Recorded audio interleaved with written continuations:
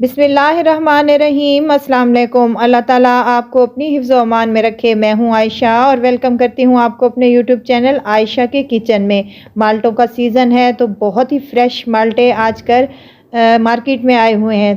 तो यहाँ पर हम माल्टों का जैम तैयार करेंगे। बड़ों और बच्चों दोनों को ही पसंद होता है और हर घर में ही लिया जाता है। महंगे जैम लेने से बेहतर है आप अपने घर पर ही तैयार करें।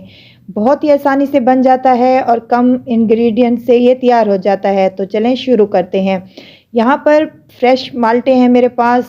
1 किलो के करीब ये माल्टे हैं। फ्रेश ले लीजिएगा। बहुत ही मज़े के और जूसी होते हैं। इनको धोकर अच्छी तरीके से साफ़ कर लें ताकि इनकी स्किन पर जो मिट्टी और गंद वगैरह होती है वो साफ़ हो जाए। अब इसका ऊपर वाला जो स्किन है वो हमने रिमूव करना है। इस कटर के साथ अच्छे तरीके से हो जाएगा। तो इनकी हमने ऊपर वाली स्किन ही उतारनी है। तमाम माल्टों की हम स्किन यहाँ पर उतार लेंगे ताकि ये हमारी जैम में काम आए। इसी तरीके से तमाम माल्टों की हम स्किन उतार देंगे। माल्टे बहुत ही सेहत के लिए और बच्चों के लिए तो बहुत ही विटामिन सी का एक ख़जाना है। बहुत ही डिलीशियस और बहुत ही मज़े की ये हमारी जैम इंशाल्लाह रेडी हो जाएगी। इसी तरीके से तमाम छिलके हम यहाँ पर रिमूव कर चुके हैं। सिर्फ ऊपर वाली स्किन उतारनी है, नीचे वाला छिलका नहीं उतारना।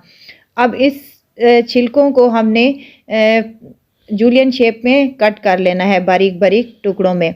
तमाम छिलकों को हमने ऐसे ही कट कर लेना है बारीक बारीक से जूलियन शेप में। ये देखें तमाम मैंने यहाँ पर कट कर लिए हैं। अब इनको साइड पर रख देंगे और हम इन माल्टों की कटिंग शुरू करेंगे। माल्टों को दरमियान से काट लें और इसका जो है बीज रिमूव करना है हमने, ताकि हमारे जैम में बीज ना आए। बीज से हमारा जैम जो है वो कड़वा हो जाएगा। तो चम्मच की मदद से कर लें या आप छुरी की मदद से या कांटे की मदद से, जैसे आप चाहें वैसे ही कर लें। तमाम बीज हमने यहाँ पर माल्टों के रिमूव कर देने हैं अच्छे तरीके से, कोई भी बाकी ना रहे। अब तमाम माल्टों के हमने बीज यहाँ पर रिमूव कर लिए हैं। अब ऊपर वाली स्किन जो है हमने यहाँ पर उतार लेनी है अच्छे तरीके से। और ये जो वाइट वाला पार्ट है माल्टों का, ये भी हमने यहाँ पर रिमूव करना है ताकि ये भी कड़वा होता है और हमारे जैम में ये कड़वा सा टेस्ट देगा। यहाँ पर हमने माल्टों को अच्छे तरीके से साफ़ कर लेना है ताकि जो भी बीज वगैरह अगर बाकी है तो उसको भी साफ़ कर लें।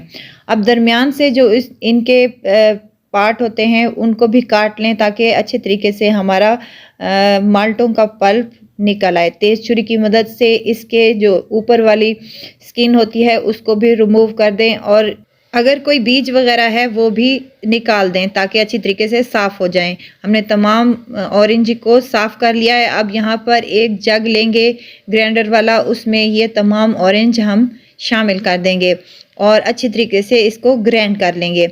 अब एक कढ़ाई ले लेनी है और उसमें ये तमाम पल्प जो है माल्टों का उसमें शामिल कर देना है। चूल्हे पे रख दी है कढ़ाई को और मीडियम आंच हमने यहाँ पर अपनी रखनी है। ये जो मैंने ऑरेंज के छिलके जूलियन शेप में काट कर रखे थे वो भी इसमें शामिल कर दें और 1 कप के करीब इसमें चीनी भी शामिल कर दें। ये थोड़े से तुर्श होते हैं तो इसमें चीनी ज़रा ज़्यादा जाएगी। अब इसको चम्मच हिलाती रहें और अच्छे तरीके से इसको पकाना है हमने। यहाँ पर 5 मिनट हो चुके हैं माशाल्लाह से पकते हुए और ऊपर से झाग भी आना शुरू हो चुकी है। मज़ीद इसको हम 10 से 15 मिनट तक पका लेंगे। अगर यहाँ पर आपको मेरी वीडियो ज़रा सी भी अच्छी लग रही है तो लाइक करें, सब्सक्राइब करें और साथ ही में बेल आइकन के बटन को भी ज़रूर प्रेस कर दिया करें ताकि मेरी हर नई आने वाली वीडियो आप तक पहुँचती रहे। माशाल्लाह से पकते हुए हमारे जैम को 15 मिनट हो चुके हैं और इसका कलर भी चेंज होना शुरू हो गया है और ऊपर से झाग भी आना शुरू हो चुकी है। अब इसका तरीका ये है, जैम को अगर बन गया है तो प्लेट के ऊपर इसका एक ड्रॉप रखें। अगर ये तेज़ी से ड्रॉप नीचे आना शुरू हो जाए तो अभी ये नहीं बना। अगर ड्रॉप वहीं पे रुक जाए या स्लोली आना शुरू हो जाए तो समझें कि हमारा जैम यहाँ पर रेडी है।